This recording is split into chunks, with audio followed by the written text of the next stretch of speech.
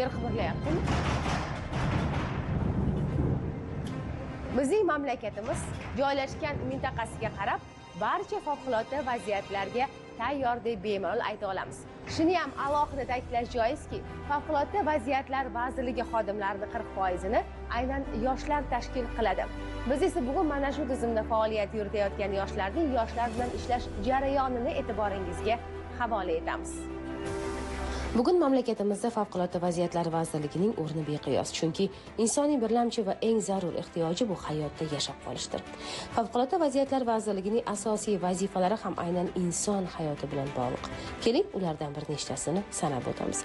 Tabiiy va texnogen favqulodda vaziyatlardan aholi va hududlarni muhofaza qilish bo'yicha yagona davlat siyosatini ishlab chiqish va amalga oshirish, favqulodda vaziyatlarning oldini olish va bartaraf etishga qaratilgan kompleks chora-tadbirlar tashkil etish, ijtimoiy va ishlab chiqarish obyektlari, muhandislik, kommunikatsiya infratuzilmalarini favqulodda vaziyatlardan himoya qilish tadbirlarini amalga oshirish, aholini o'z vaqtida ogohlantirish va axborot berish tizimini tashkil etish, yonish va portlash xavfi yuqori bo'lgan kimyoviy moddalarni saqlash, tashish va yo'q qilishni muvofiqlashtirish hamda nazorat qilish, fuqaro muhofazasi, yong'in xavfsizligi va favqulodda vaziyatlar yo'nalishlari bo'yicha kadrlar tayyorlash va malaka oshirish.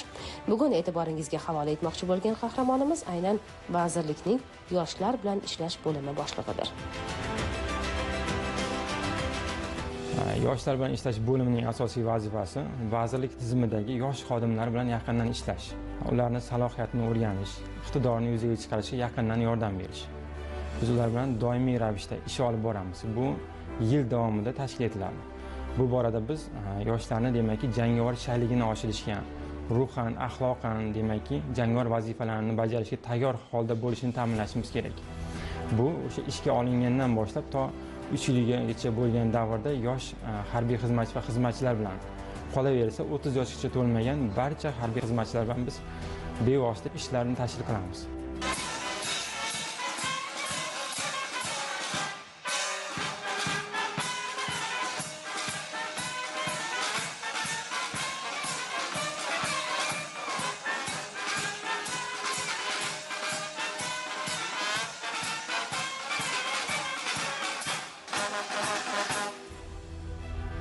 Bugun bilasizlar, belgilangan tarmoq jadvaliga muvofiq respublikamizning barcha hududlarida tadbirlar tashkil qilingan.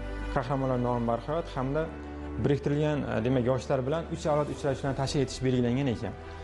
Demakki, mana shu tadbirlarni hozir yuqori saviyada tashkil etishimiz kerak. Hozir Toshkent shahrida ochiq ishlar kuni tadbiri tashkil qilingan.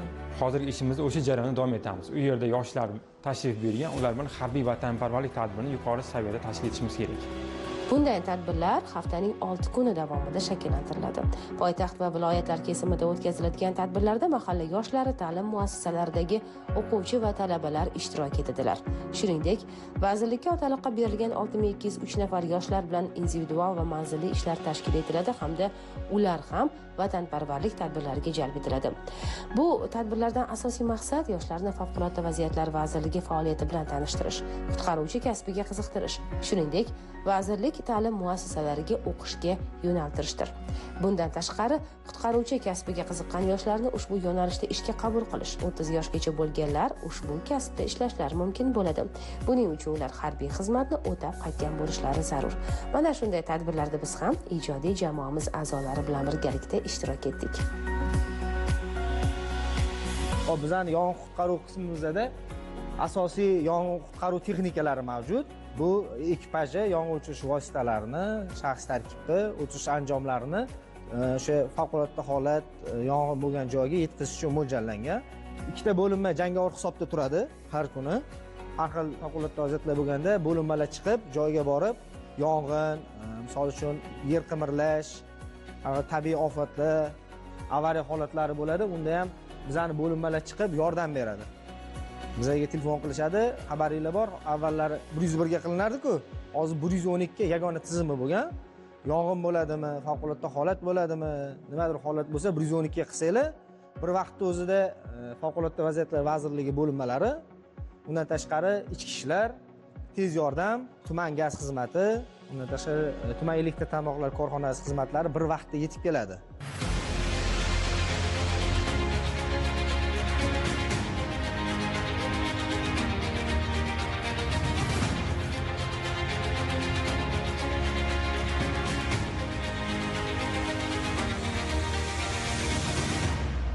Favqulodda vaziyatlar vazirligi bilasizlar, insonlarni qutqarish bilan shug'ullanadi.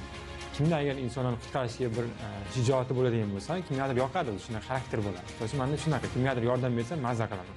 Kimdadir shunaqa ish bilan shug'ullanishingiz kelsa, faqat insonlarga yordam berishni yaxshi ko'radigan bo'lsa, eng og'ir sharoitlarda, yong'inlarda, favqulodda vaziyatlarga boshiga ish tushganda yelka-melka to'shishni niyat qilgan bo'lsa, mana bizda ish. Kimdadir agar mana shunaqa qiziqish bo'ladigan bo'lsa, mana sizlarga mana shu yo'nalishda sizlarni bir tanishtirish asosiy maqsad. Eng namunali bitta qismlarimizdan bittasi turibsizlar, bu yoqda ko'rib turibsizlar, hammaga sharoit yaratilgan. Hozir yana oshxonamiz bor bu yoqda. 24 soat davomida bu yerda demak shaxs tarkib band bo'ladi. Ular o'qiydi bu yoqda, o'rganadi, sport bilan shug'ullanadi va boya chaqiruv bo'lganda joylarga chiqib borib yordam beramiz.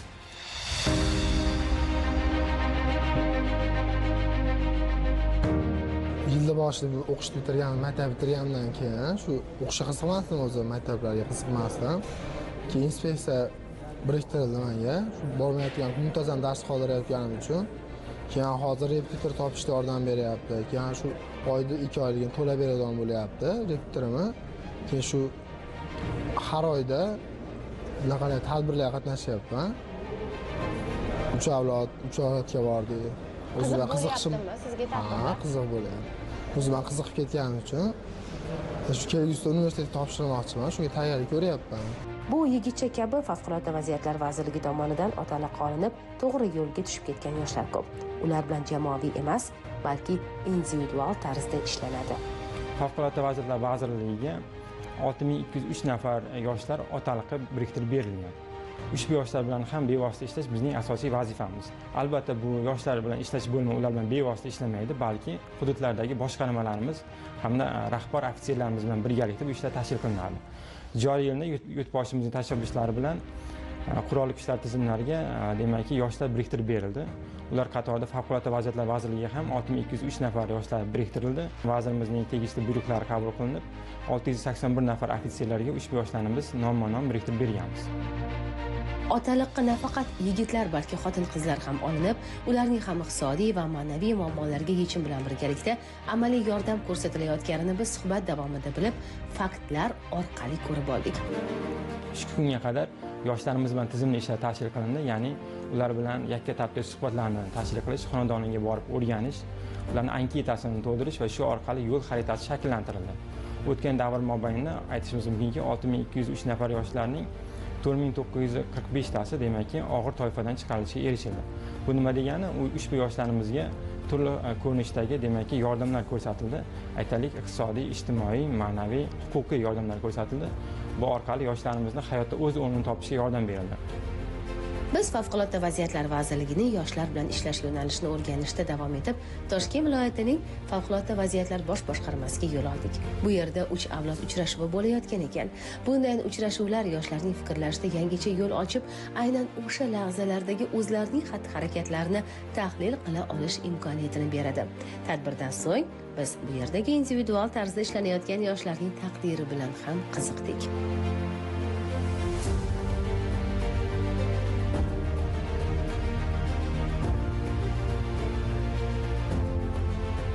Mani o'zimga ham shu rahbar sifatida 5 nafar yoshlar biriktirilgan, ya'ni o'sha nazoratda turgan yoshlarni toifasidan chiqarish. Va buni chiqarishimiz uchun biz o'sha mahalla yetakchiligi bilan doimiy ravishda faoliyat olib boramiz. O'zimiz har oyda 2 marta uchrashib, bu yoshimizning xulqi, uni tarbiyasi o'zgarishi haqida doimiy nazorat qilib, maslahatlashib turamiz. Buni o'sha toifadan chiqarilgan vaqtimizda biriktirilgan harbiy xizmatchimiz kafolat xati yozib beradi. O'sha kafolat xati asosida buni o'sha toifasidan chiqaramiz. Toifadan chiqarilgandan keyin buni ish bilan band bo'lmagan bo'lsa, ish bilan band qilish choralarini ko'ramiz. Bundan avval nima ish qilardingiz bu yerda ishlashdan avval? Yo'qdan shofyorlik qilardim, mashina haydardim, taksi. Vatan himoyachisi bo'lishni orzu qilgan ekansiz, Ha, nasib qilgan ekan. O'zim xohlardim. Qanday bo'lyapti ish? Ish yaxshi, Xudoga shukr. Yoqyaptimi? Ha, yoqadi. O'zim xohlagan ish. Yaxshi ko'rgan ishim. Hozir hayotingizdan mamnunmisiz, Javohir? Mamnunman. Onajoningiz siz uchun juda ham xursand ekanlar. Ha, onam o'zim xohlardim. Onam mendan ham ko'p xohlardi. Xohlagan ishimda ishlayapman. Onam ham xursand. Bir inson muvaffaqiyatga erishsa, keling balandparvoz gaplardan biroz voz kechib, oddiyroq qilib aytadigan bo'lsak, o'z yo'lini topib olsa, undan-da ko'ra ko'proq kim quvonadi? Kim xotirjam bo'ladi? Albatta uning ota-onasi. Birinchi o'rinda ona izori.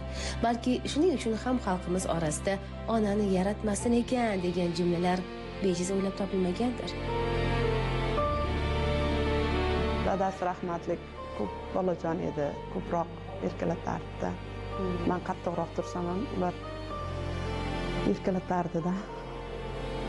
Mana yaxshi yo'lga chiqayotgan ekanlar. Ko'rgani keldingizmi ishlarini? Ko'rgani keldim, ko'nglimi ko'nchiktirib, qanday joyda ishlayapti ekan deb hozir faxrlanib, hatto ko'zlarimga yosh kelib ketdi. Allohga behisob shukr, mana shu O'zbekistonimizda yashayotganimdan faxrlanaman, chunki mana shu o'g'lim yoshliklarini Inobatgoh, o'sha mahalla favqulodda vaziyatlar vazirligi xodimlari tomonidan uygacha borib, ahvolni o'rganib, taklif qilib, buni natijasida shunday joyga ishga taklif qilib olib kirdi. O'zi o'g'limi yoshlikdan orzusi milliy xavfsizlikda ishlayman, shu vatan himoyachisi bo'laman deyardi, lekin ba'zi bir sabablarga ko'ra ozgina yarim ball yetmasdan institutlardan qaytgan vaqti bo'lgandi. Umidim katta, mana shu vatan posbonlariga o'xshab, mana shu vatan xizmatchilariga o'xshab meni o'g'lim ham mana shunday joylarda o'sib o'nishini Allohdan tilayman. Ko'zim ham yetadi, hozir mana xursand bo'lib ketyapman, hayajonlanyapman.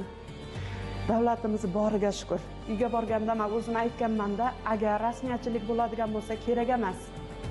Qog'oz, chunki men o'zim davlat ishida ishlaganman. Ko'proq rasmiyatchilik bo'lgan joylarda ko'proq guvohi bo'lganman-da. deb yig'lab aytganimda, yo'q, hali ko'rasiz, o'g'lingizni ishga kirgizganimizni, natijasini ko'rasiz deb aytganda, to'g'risi ishonmagan edim. Hozir mana ko'rib turibsiz natijasini. Xudo xolasa mana shu soha bo'yicha ketib, oliy ma'lumotli bo'lib, vatanimizga, el xalqimizga sidqi dildan xizmat qiladi degan umiddaman. Kelajagingizni qanday tasavvur qilyapsiz? Kelajagim xudo xolasa ishxonada lavozimim ko'tariladi. O'zimda harakat bor. Oilali bo'laman. Onamga qarayman. Singlimga qarayman. Singlim kichkina qari. Necha yosh? 16 yosh. O'qitasizmi? Ha, o'qiydi. O'qiydi. Akamlar endi ro'zg'ori alohida, bola chaqasi bor, ayoli bor. Va boshqa joyda yashashadi. Onam, singlim, men uchalamiz. Oilani erkagi sifatida kelajagi uchun siz mas'ulsiz. O'zim zimmamda.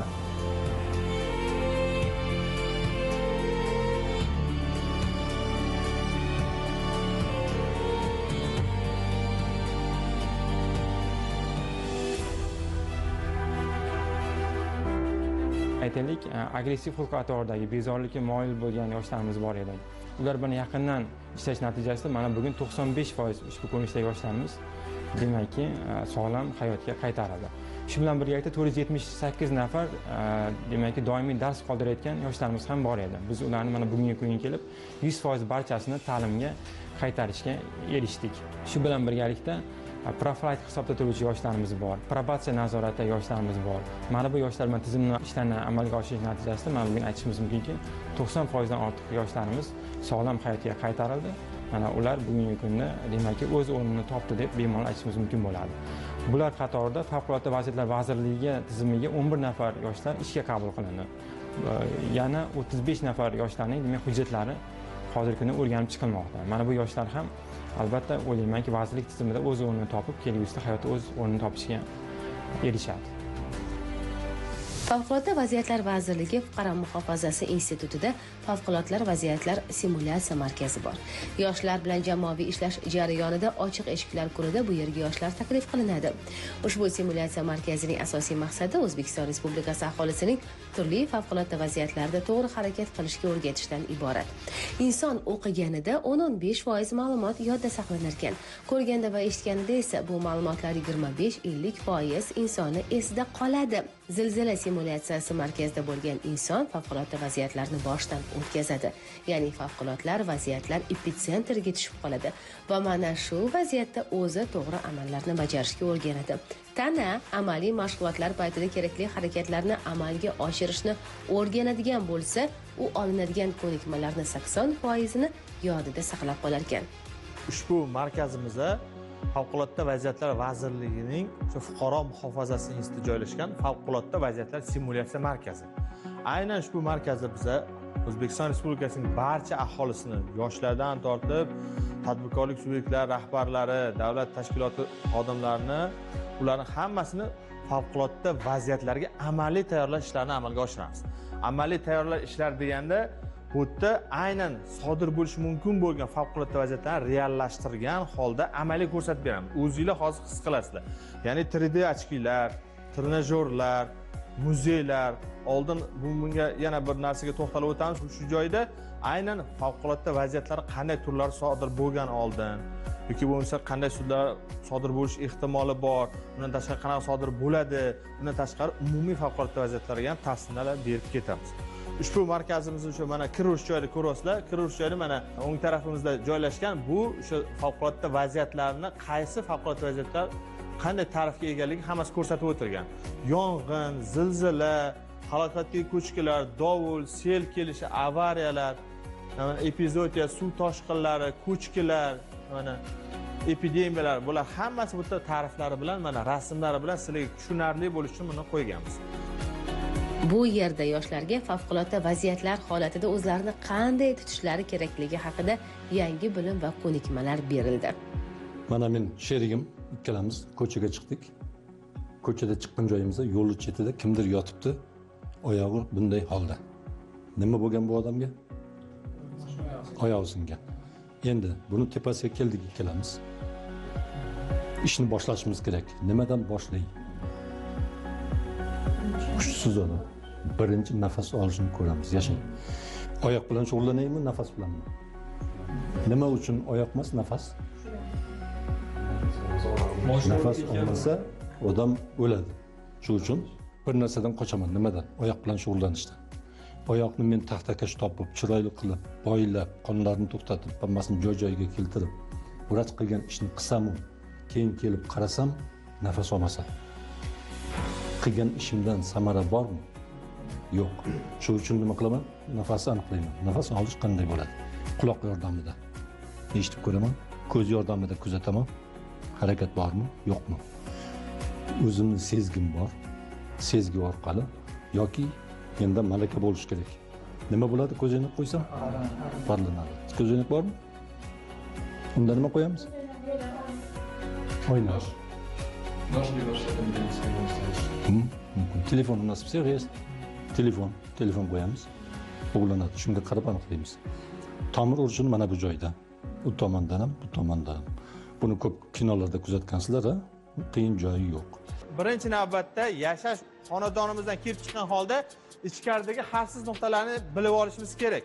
Har doim agar kimlardir bir qavatli binoda bo'ladimi, 9-qavatda yashaydimi, o'zini uyida xavfsiz nuqtalarni bilishi kerak. Birinchi o'rinda biza xavfsizlikni ta'minlash bo'yicha shkaflarimizdan qotirishimiz kerak. Mana, ko'rasizlarmi? Devordan bu hech qaysi biri ag'anab ketmaydi. Hammasi bu yerda qotirilgan. Birinchi qilgan ishimiz shu.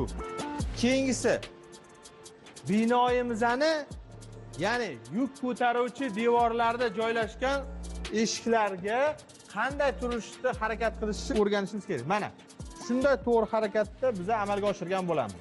Ko'ramiz, bunday mana bunaqa turib olmayapman. Yoki bo'lmagan bo'lsa, bundan kelib turib o'tira olmayapman. Shuning uchun birinchi o'rin to'g'ri harakat mana. Ikkala qo'limiz yopilib ketgan taqdirda ham bizani siqib qo'ymaydi. Qo'limizni ham siqib qo'ymaydi. Shuning uchun shunday to'g'ri harakatni amalga oshiramiz. Ikkinchisi, yassiq bo'ladimi yoki boshqa ustimizdagi kurtkamiz bo'ladimi yoki yumshoq materialdan ishlangan nima bo'lishidan qat'iy nazar buni olib, binomizning ichki burchagiga biza kelib, mana oyog'imizni qaraymiz, mana yarim o'tirgan holda mana boshimizni to'sib olamiz. Nimaga? Birinchi bo'lib, agar insonning o'sha boshiga jarohat yetirgan bo'lsa, u o'zini yo'qotib qo'yishi mumkin. To'g'rimi? Hushdan ketib qolishi mumkin yoki boshqa narsa. Ya'ni to'g'ri harakatlarni amalga oshira olmaydi. Berilgan ma'lumotdan so'ng yoshlarga vaziyatni o'z tanalarida his qilib ko'rishlari uchun imkoniyat yaratildi.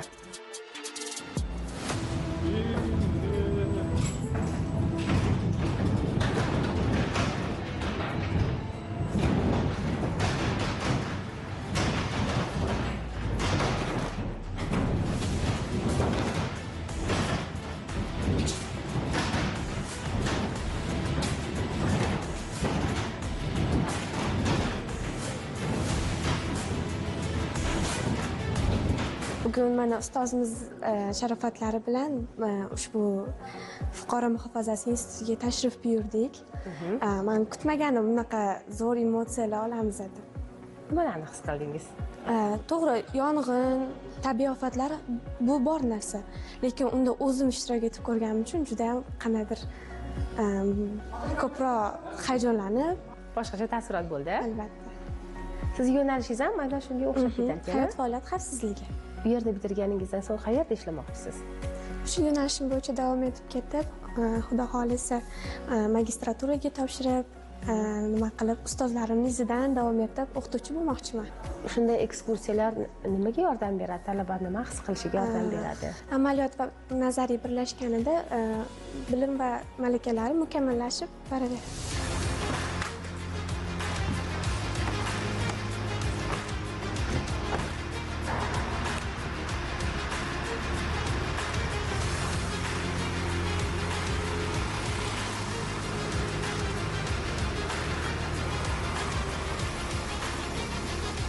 Yoshlar bilan ishlash qiyin emasmi? Nimaga ahamiyat qaratasiz aslida? Yoshlar bilan ishlashda albatta o'ziga xos murakkab jihatlar bor. Hali hayotiy tajribasi kam bo'lgan yoshlar hissiyotga beriluvchan bo'ladi. Kuch g'ayratga to'lganligi sababli o'z kuchini, mahoratini qanday yo'naltirishni hali bilmasligi mumkin. Bu orqali yoshlar bilan ishlashda, ayniqsa otaliq olingan yoshlar bilan ishlashda o'ziga xos bir muammoli, demakki murakkab vaziyatlarga duch kelamiz. Aytaylikki, yoshlar bilan ishlayotganimizda ular bevosita biz bilan ishlashni xohlamasligi mumkin, to'g'rimi?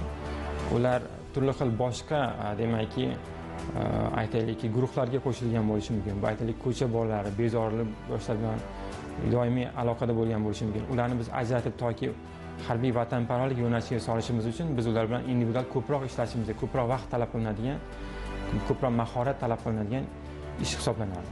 Bu borada aytib o'tishimiz kerakki, Yoshlar ishlar agentligi, Yoshlar ittifoqi bilan, hokimiyat organlari bilan, qonunchilik himoya qiluvchi organlar bilan doimiy hamkorlikni amalga oshirgan holatda bu ishlarni tizimli yo'lga qo'yishga erishamiz. O'zimiz bilan yoshlar bilan ishlashda esa, yosh harbiy xizmatchi va xizmatchilar bilan ishlashda albatta ularni qo'llab-quvvatlash kerak bo'ladi.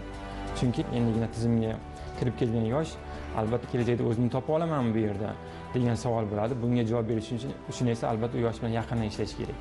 Unga kerak bo'lsa motivatsiyani to'g'ri qo'yib berish kerak. Kelgusida bu yerda o'z o'rnini topishi, nafaqat o'z o'rnini topishi, balki yuksak marraga erisha olishiga uni yoshni ishontira olish kerak. Mana shuni o'ylaymanki, ishimiz albatta juda yaxshi bo'ladi.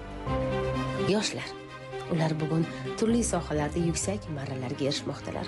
Birgina Farruxni oladigan bo'lsak, u bilan suhbatlasharkanman, "Opa, men bir o'zim shuncha ishni qila olmayman. Jamoa bunda menga yordam beradi. Meni emas, qilinayotgan ishlar orqali jamoamni ko'rsating" deya rosa kamtarlik qildi. Yoshlarning xarakteri orqali namoyon bo'luvchi, ularning jasoratiga uyg'unlashgan qat'iyati mamlakatimizda nafaqat gullab yashnatadi, balki uni yanayam barqaror va xavfsiz qiladi. Nazarimda yangilanishlar aynan mana shunday yoshlar bilan birgalikda yanada shiddatli tus oladi. Bugunga aytmoqchi bo'lganimiz shular. Meni ko'rishguncha omon bo'ling.